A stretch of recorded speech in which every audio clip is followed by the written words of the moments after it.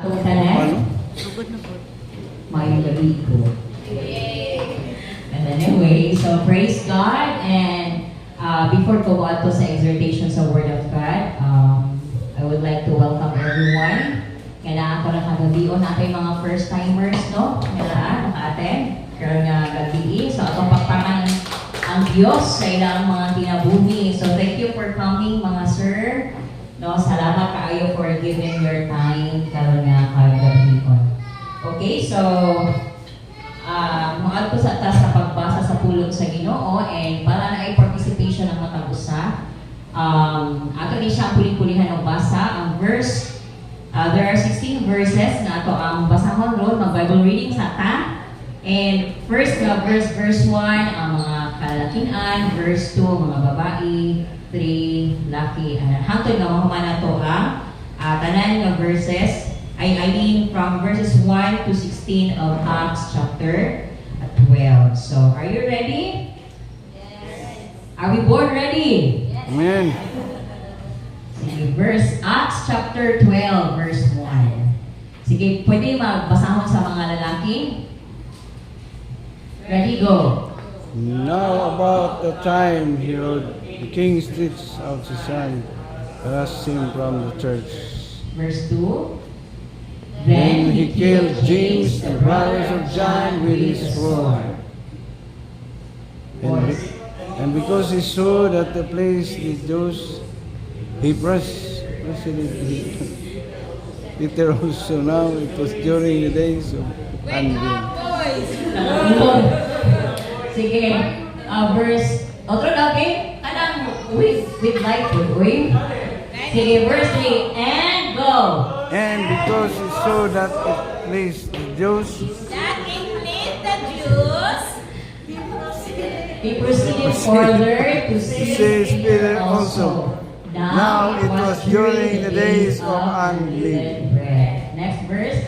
So when he had arrested him, he put him in prison and delivered him to 4 squads of soldiers to keep him, intending to bring him before the people after of Passover. Peter was therefore kept in prison, but constant prayer was offered to God for him by the church. And when Herod was about to bring him out, that night Peter was sleeping, bound with 2 chains between 2 soldiers, and the guards before the door were keeping the prison. Now behold, an angel of the Lord stood him, and a light stood in prison, and he struck him Peter on the side and raised him up, saying, Arise quickly. And his chain fell off his hands. Then the angel said to him, Gird yourself and tie your sandals. And so he did. And he said to him, Put on your garment and follow me. So he went out and followed him, and he did not know what was done by the angel of Israel, but thought he was singing because when they were past the first and the second yard post, they came to the iron gate that led to the city, which opened to them of its own accord, and they went out and went down the street, and immediately the angel departed from him. And when Peter had calmed himself, he said, Now I know for certain that the Lord has sent his angel, and has delivered from him the hand of Herod and from all expectation of the Jewish people. So when Nineveh considers this, the house of Mary, the mother of John, whose surname was Mark, where many were gathered together praying. And as Peter knocked at the door of the gate, a girl named Rhoda came to answer. When she recognized Peter's voice, because of her gladness, she did not open the gate, but ran and announced that Peter stood before the gate. But they said to her, You are beside yourself. Yet she kept insisting that it was so. So they said, It is the angel. Last verse. Now Peter continued knocking, and when they opened the door and saw him, they were astonished. Praise God sa mga maaptikon kaayo nga pagbasa sa pulong sa Ginoo. Nabatay nakuha well read sa verses. Kinsay kanang somehow naka-relate sa story. Nabatay naka-relate sa story, no? Ang scenario anino is si Peter nakakulong siya, and then the church like us nag-gather for prayer. So nag-prayer na prayer meeting nga nakitabo nila ani nga time. And probably ang ilang giampo ani, of course, specifically si Pedro, no? So siguro ang atong prayer kang Pedro is strengthen siya kung sa ilang time. Nag-pray din sila nga ipagawa si Pedro sa prisuhan. Makagawa siya sa prisuhan. And so on and so forth, no, sa story. Interesting kayo ang story. And naay mga times ay nga, murag parehas bitaw na nag-aampo ka, tapos pag naana ang tubag, murag bitaw kag ma-shock, ha? Tinuod ka na si Kuan. Naman, or usahay pa parehas sa reaction ni Roda, tungkol sa iyang dako kay mga kalipay, nakalimot siya na ablihan ang nalungtok, no? Kay mamalitan na yun ba sa good news, ipamalitan na yun ang maayong balita, no, nanganitabo. So, this evening, mubo na din kaya ako ang i-share, no? Kay mag-focus kita sa prayer this evening. Upon reading this passage, na-struck ay ko atong verse na giingon dito bitaw sa verse 5. Ingon din ha, Peter was therefore kept in prison, but constant prayer was offered to God for him by the church.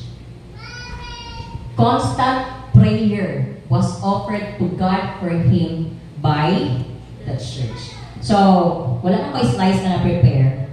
Ang gusto na ako i-impart sa inyong hakanong kagabion is the results of praying constantly. Before moving on, kumusta ko ang ako ang mga prayer? Sometimes it's really a struggle for some of us ang kanang mo commune yun sa Ginoo. Kanang paano ba nato ka-feeling nato ang pag-pray is kanang kinahanglan seryoso dito itang mood, kanang itang holy jud kayo sa mga tanan. No, muna imong ginahulat ko kana ang hulaton nga kuha sa imong adlaw, mamumala ng adlaw mo wala ka nakaampo, no? Because prayer is really a choice. Imo kina siya i-choose habit na imo nga dapat i-develop, no? Habit na to nga atong dapat i-develop. Now, the results of praying constantly. Number 1, it unlocks the power of God. Ano di ay nakakulong din ang power sa Ginoo. Nakapristo siya, nakakadena din ang power sa Ginoo. Well, I believe so, no? It is only by prayer na ma-unlock na siya, ma-ablihan na siya nagkahog o ma-experience ang mga katauhan sa Diyos. Amen ba?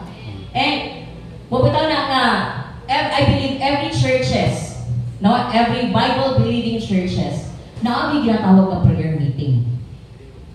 Kinsa na may nakuha na ng masibahan mo wala i-acknowledge ang pag-ampo. Tanan yun, tanan, di ba? And when in fact, even sa atong matang kaugalingon, very common na kainin. Kaya bitaw na sa kasitwasyon na mahitabo. And then, wala na ipag-asa. Kung sa naiingon, ampo na lang din ang ato paglaom ani. Murag murag last na resort ang prayer. Why? Kitang ka na naka-experience na naabi gahom. No? Manglihok or ipakita din sa Diyos ang iyang gahom kung mag-ampo kita. Amen ba? Amen.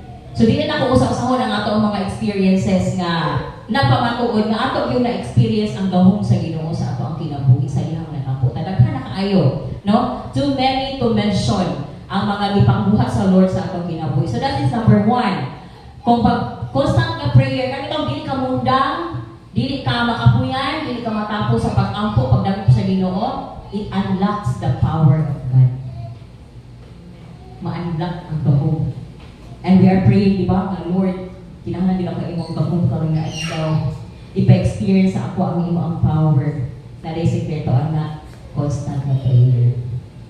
No, constant na prayer, dili makapoy. Number 2, nga result kung mag-pray ta constantly, your request will be granted. Amen?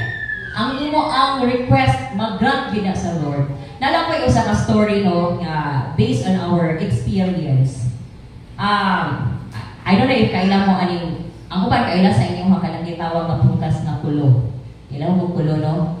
Breadfruit. Katong breadfruit mura siya kamansi. So, ang akong husband, sa dihang gamay pa to siya, dito sa Garnidos, gamay pa. Nalay siya prayer sa iyang kaugalingon din siya nga kanang Lord, pa-experience niya haragay ko nga mamunga o kataon ko aning kulog. Di pwede na lang ko magpahulay. Or ano ba ang iyang prayer at sa time?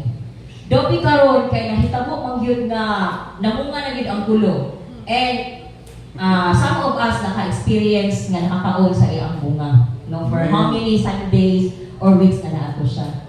Iyan na po gibawi nga Lord, pwede extend na lang. Ayaw na lang ikaw, I pray. Pero sa careful ka ba, no, sa imo ang prayer? Kay, actually, katumang good na tanong na mo ng kulo, abi din naman po dili makalabutay.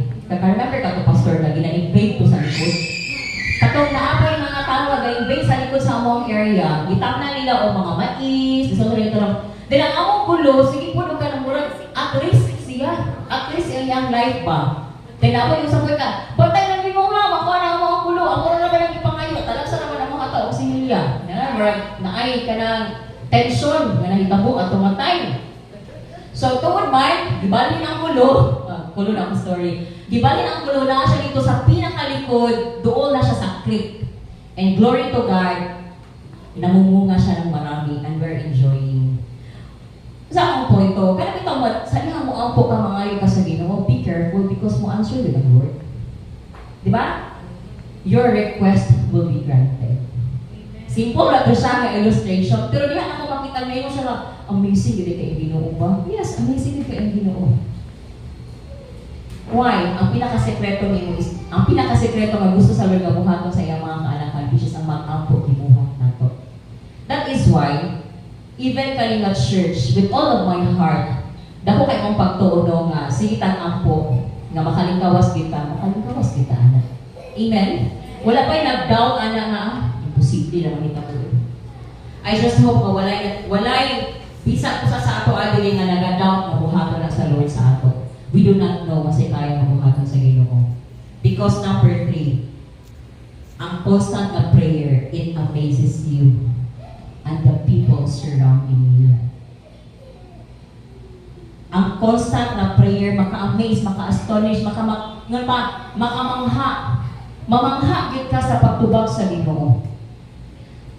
Kaya ang pag-answer ka sa Lord sa ato ang mga prayer, dili gid according sa ato ang gusto bitaw. Because why? Gusto gid kanunay na gusto ni Lord na kanunay i-surprise ka. Kana bitaw word na i-surprise sa kaniya. Pagwala si Lord mag-surprise, nagiging ka, ha? Yung sa manini mo, Lord, nga nung nakitabo man ni Lord, is more and ma-amaze na naging ka sige na lang ka puno sa praises, puno sa pagpasalamat, is because na kay gibuhat. Pero, kanang tao nga wala na ampo, na mga nakitabo, sulod nga ni answer, o sa may reaction na niya? Wala kayo makita na sa iyo, nalipay na siya, wala whatsoever na reaction, nga naman, wala siya participation. Amen? So, din sa church, we are praying na magkaroon tang kaugalingon nato nga lot and building. Even sa prayer nato, constantly ato gina siya i-appeal mga igsoon. Ato gina siya i-appeal, no? So, naipakatata diri. Niabot na baka sa punto nga gusto na nimo mo give up sa imong mga pagkampo. Sa certain nga situation, or sa usa ka tao, or sa imong gablo. Niabot na baka sa punto nga murag ipinakita na nimo ba 20 years naman ko nag-ampuan, wala ko manghilapit ka tubagan. Then I was reminded ng atong sister Indo ni Pastor Beth, for 20 years, long years of praying, niabot sa panahon na Savior. And even ang kanang ginikanan or ang parents sa ako, ang boss nila sa ako na trabaho. Ingana gihapon ng mga tuwing mga almost 20 years gihapon na nagina-pray sila sa mga anak ng born again. You know what, karon? Grabe ang paggamit sa ilaha sa Lord. Pastor. Ang iyang bana nga gusto magpare unta ng imong pastor karon, actively nag-involve yun sa mga evangelism, sa mga small groups, sa mga meetings. Ma-amaze yun ka. That is why, usa ka encouragement sa ato ang dili kita mo give up sa ato mga pag-angkol. So, ayaw give up sa pag-pray sa imo ang loved ones. Ayaw give up pag-pray sa imong sitwasyon karon nga murag feeling nimo di ka makalingkawas. Ayaw give up sa pag-pray nga makabot nila imong damo sa kinabuhi. Amen? Amen. So, karon nga kagabion, gusto ipaabot sa Ginoo sa ato ang I was kana nakon ka tong last na part sa imo ang song nga gilid kay katagatang don't you give up now. Hold on to your faith. Your prayer is not in vain. Would you agree to that? No? Don't you give up now. Ayun na, grabe nakataas ang imong gigugol, igsoon para iampo na tapos karon nga murag hapit na munda ngayon ka. Nabay ana no mga sitwasyon mo ala. Tuon na naman ayo ka uy. Ano mo pumangig ko ni padayon na lang. Like for example, mga estudyante, third year college na. Giagi lang yun o kakapoy kalaay. Naagi na mga kayo ani uy murag lisod na mga kay padayon ani kay walay plite, walay balon. Pero nahuman niya ang tulong ka tuig. 1 year na lang taang mahuman na gidon ta siya. Mo gihapon sa ato aron pagpahinumdom sa Ginoo sa ato. Na kay mga prayer request, na kay ginapangayo sa Lord. Mayong kadugayan na ani wala pa. Ayaw give up. Kay gusto ta kaingnan karon kagabi. Happy na siya makabot. Amen. Amen. Pwede naman. Amen ba? Happy na mo abot ang atong ginapangayo sa Ginoo. So, these are the things nga atong buhaton when we constantly pray, these are the results nga atong ma-experience. It unlocks the power of God. Ang atong mga request, atong mga ginapangayo sa Ginoo, ihatag yun na niya. And it's so gusto sa Lord na ma-amaze ka sa iyang buhaton sa imong ginabuhi. Amen. Amen. So this night, as we offer our prayers unto the Lord, dili lang bitaw ka na bitaw basta-basta lang ang prayer for the sake ng pray ka. But mag-pray ka with intense. Kana yung ingon pa, imo i-touch ang kasing-kasing sa Ginoo. I-touch gini mo ang heart sa Lord, knowing the truth that our God really will answer our prayer. Do you think ang atong ginapangayo sa Ginoo dili niya na ihatag sa ato? Unsa ni atong gipangayo sa iya ha?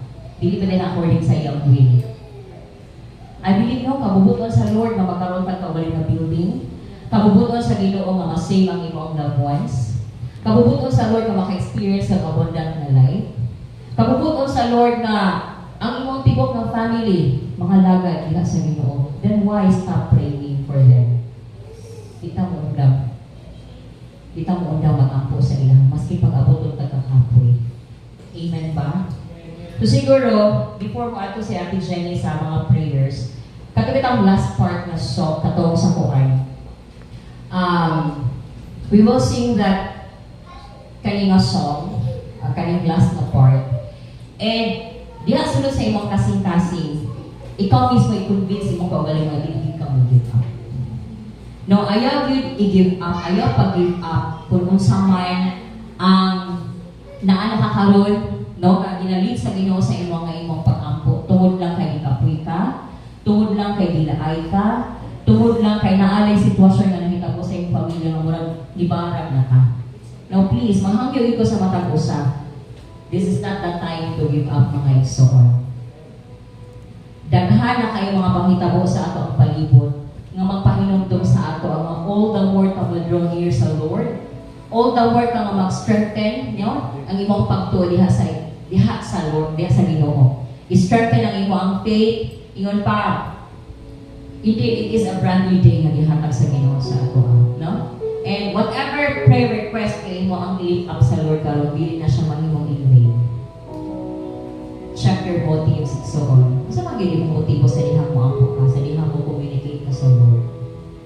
Unsa imo ang unsa inang asa, unsa desire sulod sa imong kasing-kasing. So this song really strike sa ako ang heart do na bitaw Lord no, sige na ba yung pray? But I remind ko our prayer is not in vain. Shall we all stand? Hallelujah. Our prayers not vain. God is here with us. His promises remain. Yes, Lord. We are strong now with every step we take. Don't you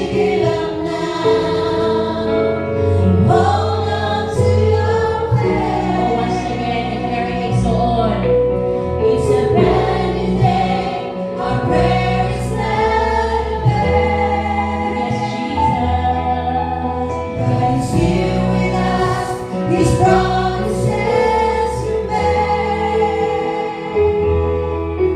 We are stronger with every step we take. Don't you give up now. Hold on to your faith. It's a brand new day. Our prayer is not in vain. God is here with us. His promises remain. We are stronger with every step we take. Don't you give up now.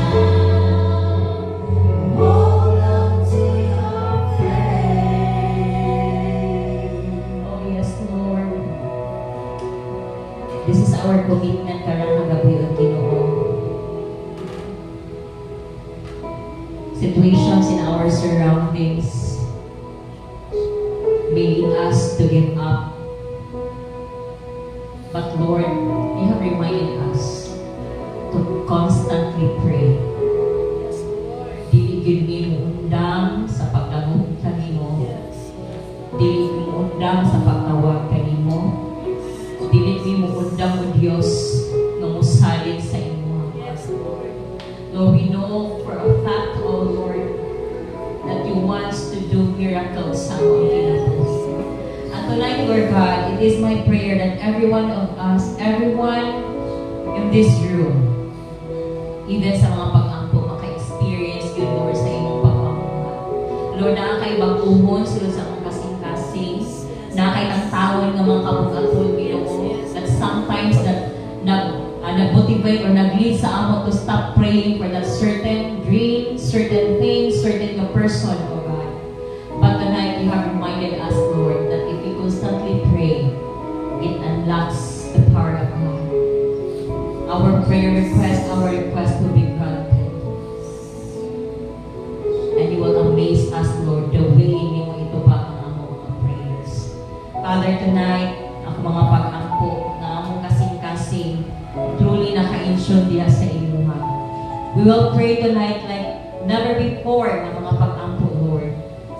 Prayer nga na akong pagtuong nga ikaw nga Diyos matubag sa among pag-ampo.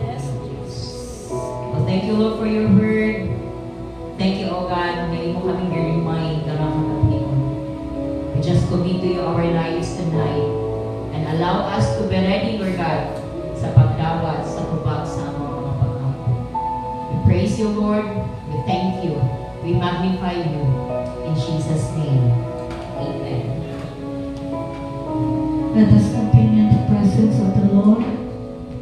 Hallelujah. Amen. Let us group ourselves. Uban ang mga mama, mga mothers, dayon, mga lalaki dayon, o mga batanon. Mga mama, mga lalaki. So, tulungan ka grupo. 3 groups only. Hallelujah, thank you. So, ang ato ang prayer request, karon nga kagabion, ato ang barayon nga iampo sa mga mama, ang ato ang i-pray is anniversary, JIL 46th anniversary. Ato sila, atong iampo nga maayo ng time, maayo nga panahon, provision, tanan nga mga delegates, good health sa tanan ng mga delegates na mag-adto. Then, hatag na lang po dayon mo o prayer request sa inyo nga mga kagrupo. Pangayawang ilahan ng mga prayer request. Amen. So, ang mga lalaki, no, mga papa o mga ulitawo, ang inyo nga i-pray, ang JIL Cornerstone Provision. Provision nga, ang tanan ng mga nag-pledge sa katunga sa Cornerstone, makumplito na siya o makapadala na ta sa Manila. Last December JIL Cornerstone nga itong mga pledges is karong December 2024 ang last. So, pangayon po ninyo ang inyong mga prayer request, especially sa atong mga baguhan. So, ikuan lang sila. Magduman lang tao pray, no? Samtang maghatag ko sa mga batanon ng mga babae. Tulora mo? Dahil duha mo? Duha. So, ang inyo nga i-pray ang JIL Valencia provision. No? Provision sa ato ang mga bills, tanan ng mga ato mga kinahanglanon nga si Lord maghatag yun o milagro, no? Milagro sa ato ang mga bills, no? Even provision po sa inyong anak, no? Sa inyong mga prayer request sa inyong buhay. So, kamo din ang ikaupat, barangay municipal invasion. No? So, kabalo na ta kung unsa na mga barangay invasion. So, natay ang ikalima nato atong i-pray tanan na ay prayer request po, no? Atong i-pray din na lang sa mga music team. Atong i-pray kay sa barangay invasion man regarding sa kang Princess Logronio Paharon. Si Princess Paharon mao na ang atuan sa Langitas Bagong nga atuan nga pag-atuan. So ngayon siya o prayer ay ngayon siya o papa-pray siya alang sa health nila nga pamilya o ang ilang nga relasyon sa iyang nga bana o sa iyang nga ugangan kay dili sila in good terms. So magmilagro si Lord while mag-atong dito maghatag yun og wisdom si Lord para sa iyang mga sa lagbig, no? Lagbig, okay. Pangaya ang inyong mga prayer request ay 2 minutes man, sugod na ta. Thank you, Lord. Hallelujah. Yes, let us pray. Oh, hallelujah, hallelujah. Oh God, thank you, Lord, na kalang nga kagabion. Iubanan mo, ipahinagtuman mo, Ginoo. Kapag malintimay na mo doon sa imuha. Nga among mga pag-apo, Ginoo, makapaabli, Lord, sa imuha power. Makapaabli, Ginoo, nga makapaminaw ka sa amuha, Lord, karang nga magabihan. Thank you, Lord, sa tanan ng mga prayer request. Thank you, Lord, na sa tanan ng Lord, na mga ipang-ampo karon na kagabion. Lord, mahatagan kini mo katubagan.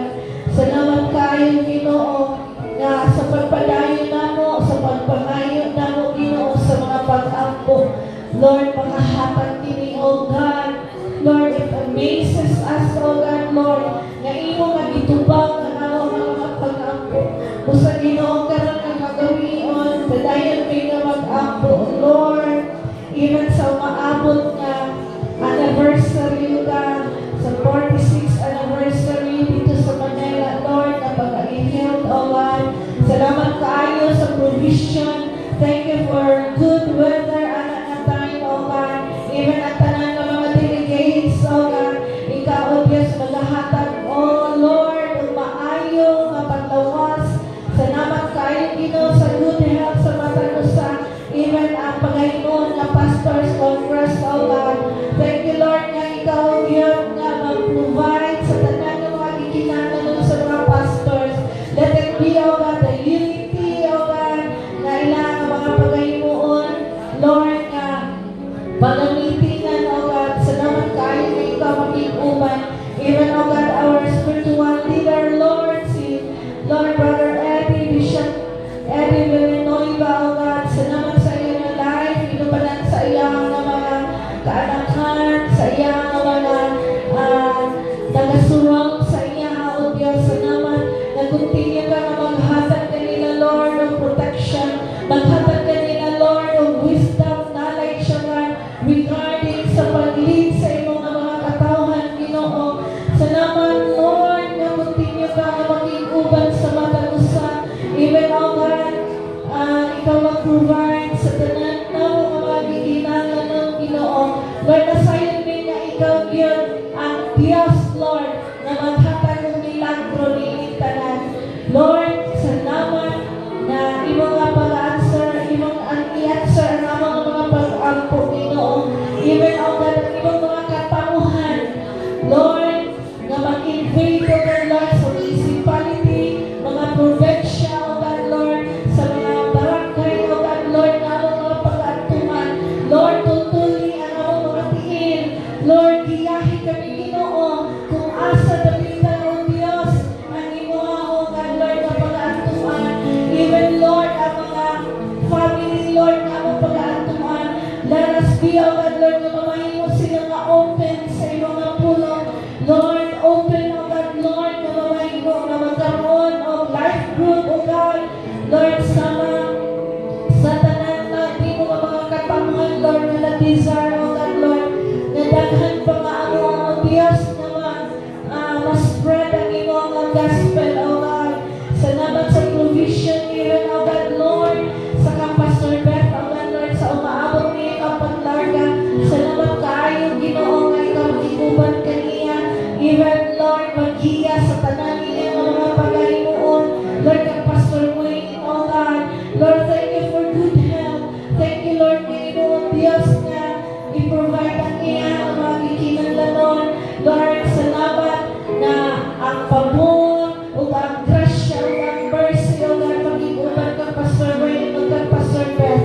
Lord, ang church o God, Lord, na mabili